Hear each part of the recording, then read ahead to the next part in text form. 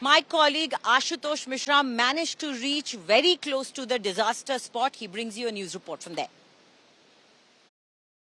सबसे बड़ी चुनौती इसीलिए अभी भी सरकार की प्रशासन की इसी सामने खड़ी है कि पहले तो आपको इन रास्तों को दुरुस्त करना है। ये देखिए, ये पहला जो रास्ता पूरा का पूरा हिस्सा गिर गया है, तो अब पहाड़ को काटा जा रहा है। जब ये गिर जाएंगे तो गाड़ियां बड़ी निकलेंगी। हालांकि आज ये भी कहा जा रहा है कि जो एयरफोर्स के बड़े विमान है, जैसे चिनूक है, जो हेवी लोडिंग ट्रांसपोर्ट विमान हैं, वो अगर आ जाते हैं, उस तरह के अगर चॉपर्स उड़ते हैं, तो उसमें आप वहां पर छोटी छोटी मशीनरी मूव कर पाएंगे, अर्थ मूविंग मशीनरी, जो उनकी बुनियादी जरूरतें हैं वो हो जाएंगे। और उसी के साथ ज्यादा संख्या बल भेजा जा सकता है। उसी तरह से मी-17 हेलीकॉप्टर्स, और ये जब चले जाएंगे, और ऐसा नहीं है जो जहाज वहां पर जा रहा है, वहां पर लोगों को ड्रॉप कर रहा है, उसी के साथ वहां हर्षिल में जिन लोगों को इवैक्यूएट किया गया था, किसी को इलाज की जरूरत है, उनको यहां भी लाया जा रहा है। उत्तरकाशी के अस्पताल में भी, ऋषिकेश एम्स भी ले जाया जा रहा है। आइए आपको आगे ले चलते हैं। तो इन्हीं रास्तों पर जो अभी मुश्किलें हैं वो इसी तरह की हैं कि अब स्थानीय लोगों ने हालांकि आसपास बाजार खोलना शुरू कर दिया है।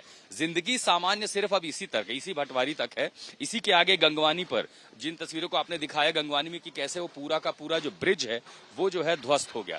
अब सोचिए कि पानी के अंदर इतनी ताकत थी, इतने बड़े बड़े बोल्डर, इतना बड़ा वो मलबा लेकर के देखे, कल तक यहां तक क्रैक था, इन रास्तों पर जाती थी, पूरी की पूरी सड़क यहां पर बैठ गई है। अब यहां से पहाड़ को, कल हमने बताया था कि कैसे बीआरओ की अगली तैयारी है कि पहाड़ को काट दिया जाए, एक पैरेलल रास्ता, एक पर्याय रास्ता बना दिया जाए। लेकिन उसमें भी कितना समय लगता है। पहाड़ को आप रातों रात काट करके 200 मीटर का जो स्ट्रेच है वो नहीं बना सकते, और इसीलिए उसकी तैयारी चल रही है कि यहाँ पर ग्रेफ के जो लोग हैं, अब ये उसमें भी एक दिक्कत क्या है, देखिए, एक तो लूज मलबा है, बारिश रात को फिर हुई है, हालांकि अभी मौसम फिलहाल साफ लग रहा है, तो इस लूज मलबे में जो नमी है और बारिश होगी तो ये फिर नीचे आ जाएगा। तो ये एक ऐसी मुश्किलें हैं कि रास्ते को सुचारू करना। इसलिए एक चीज जो असंभव है वो ये है कि सड़क के मार्ग से मदद पहुंचाना धराली या हर्षिल में फिलहाल तो नामुमकिन है। अब एकमात्र सेवा हवाई का है, उसमें भी जो छोटे, अभी हम देख रहे हैं कि ज्यादातर छोटे 5 सीटर विमान है, उसी की सेवाएं ली जा रही हैं। संभवतः आज एयरफोर्स भी इस ऑपरेशन में शामिल हो सकता है। So we are at the site where they're trying to fix the road. Remember, this is the only connection, road connection, that leads up to that village that got affected. Now, with me is the team of Border Road Organization. This is the GREF, which is responsible for building bridges and connecting the roads. They're here right now. Sir, आप लोग ये जो काम चल रहा है, थोड़ा इस तरफ को सर अगर देख सके। सर आप भी आ जाइए। ये क्या कोशिश हो रही है, क्योंकि रात को शायद आप लोग कर पाए थे पैच इस सड़क को? जी मैडम, आप देख रहे हैं हम इसको कंटिन्यू कनेक्ट करने की कोशिश कर रहे हैं। हमने कल भी इस रोड को पूरा ठीक कर दिया था, इस पेज को जो हमारे सामने है, लेकिन रात को फिर इसमें धसाव हुआ है, जिसके कारण से पुनः रोड धस चुका है। अभी दोबारा रीओपन इसको किया जा रहा है। 10-15 मिनट में इसको हम रीओपन करेंगे। सर आपको क्या लग रहा है कि ये आपको क्या लग रहा है कि ये ओपन हो जाएगा आज, और कोई टाइमलाइन अगर हम एक्सपेक्ट कर सकें कि कब तक कनेक्टिविटी बनेगी? जब मैं अभी ये वाले जैसे एक स्टेज पकड़ा हुआ मैंने, ये बड़ी सी जगह का नाम है, तो ये 10-15 मिनट में हो जाएगा। इसके बाद एक आगे स्टेज है, वो 75 मीटर का है, ज़्यादा से ज़्यादा 1.5-2 घंटा उसमें लगाएंगे हम। तो यहाँ से हम गंगनानी तक जा सकते हैं। जी, गंगनानी में एक ब्रिज है जो 25.75 मीटर लेंथ का था, तो उस पर हमारा प्लान है कि हम बैली ब्रिज लॉन्च करेंगे। तो उसका सामान हमने लोड करवा लिया है, और आज दोपहर तक 2:30-3 बजे तक वो सामान हम शिफ्ट कर लेंगे। तो आशा है कि उसमें हमने टावर का प्लान किया है कि टावर लगा के उसको लॉन्च करेंगे। आज टावर लॉन्च करेंगे तो कल ब्रिज लॉन्च शुरू हो जाएगा हमारा। This bridge remember is very critical to reach the village. तो ये गांव तक पहुंच जाएंगे इसके बाद? हाँ, ब्रिज बनने के बाद? उसके बाद हम गांव तक पहुंच जाएंगे मैम। तो हम उम्मीद कर सकते हैं कि परसों तक सब कुछ बाय रोड होना शुरू हो? जी, सब तक कल शाम तक मैम, कोशिश यही है हमारी कि कल शाम हम 4 बजे तक कैसे भी कनेक्टिविटी जो है वहाँ उस पॉइंट तक हम पहुँचने की कोशिश करेंगे। आप हमें बता रहे थे कि किस तरीके से at 2 in the night they had managed to fix the road, but then it collapsed once again. So आप हमें बता रहे थे कैसे ये कल रात को आप लोगों ने ठीक कर लिया था कनेक्शन, फिर क्या हुआ? एक्चुअली में मैडम मैं आपको बताता हूँ कि हम लोगों ने जैसे परसों जब बादल फटे तो हम कंटिन्यू लगे हुए थे। पूरी रात हमने इसको जितने हमारे 3 पॉइंट थे, एक पापड़ घाट, और एक जिस पे हम इस टाइम हैं ये भटवारी के पास में, एक हमारे पीछे है मनेरी के पास में। तीनों लोकेशनों को हमने कनेक्ट किया, जिसमें एक को रिकवर कर दिया तुरंत, दो को इसको हमने आज नाइट को रिकवर किया। पापड़ घाट को हमने 75% कवर कर दिया था, 2 घंटे में खुलने की उम्मीद थी, लेकिन रात में हमने पूरी रात में 3 बजे तक मशीन चलाई।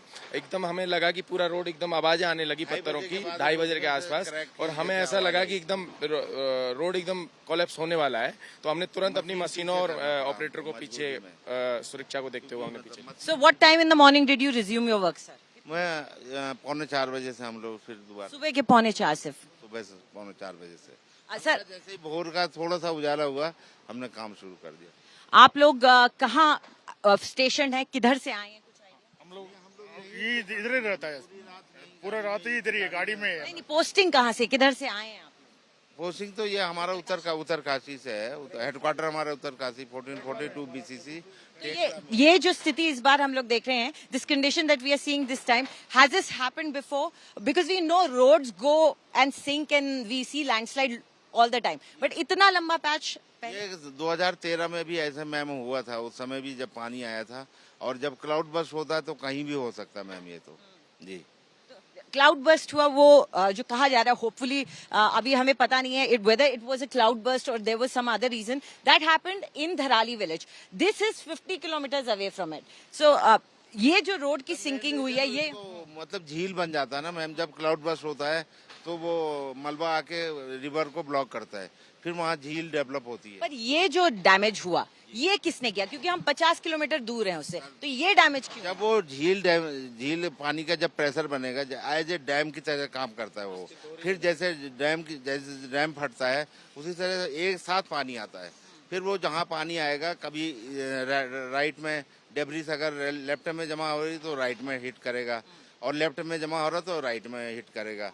तो ये नदी का मतलब नेचर है, तो उसकी वजह से जब पानी एक तरफ फ्लो करता है तो वहाँ नीचे से इरोजन कर देता है। We have to understand that the Bhagirathi is coming here and it turns here. So it comes and hits the wall around here, and what they're saying is that it was so powerful and it had so much debris with it that it damaged the road. So it basically moved the foundations of the road. Sir, ये जो काम है, ये आप लोग जो करते हैं, ये पूरी रोड मेंटेन करने का, ये सारा साल चलता है या इस टाइम पे ज्यादा आप लोगों का काम चलता है?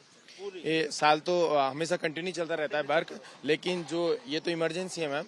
अभी जो रोड हुआ है, रोड तो वैसे थिरोता पूरा यात्रा चलाई है, अच्छे से चली है यहाँ पे, हमने बहुत अच्छे से यात्रा, 4 धाम यात्रा कभी भी ब्लॉक नहीं हुआ। तो इतना हालत खराब है? ये अभी पहली बार हुआ। थैंक यू वेरी मच, आप लोगों ने हमसे बात की, thank you very much. So this was the team of the BRO. We'll just show, sir थोड़ा सा इधर हो जाएंगे बैकग्राउंड में। So this was the team of the BRO. They were giving us details as to how they are hopefully they are saying that by tomorrow evening they will be able to fix the road link to the village, the affected village, and you can see the locals standing there. They are trying to cross this area.